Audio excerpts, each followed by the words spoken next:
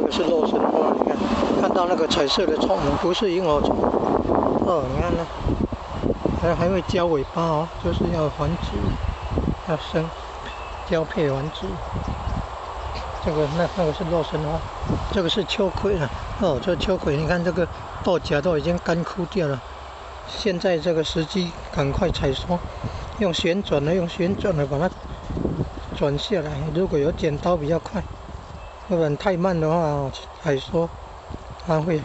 花霉了，像这样都快要花霉掉了哦，种子也会坏掉。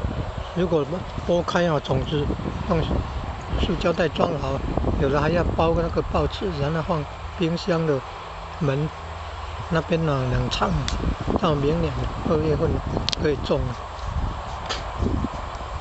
要照顾好种子，袋子装好，用报纸包好，放冰箱冷藏。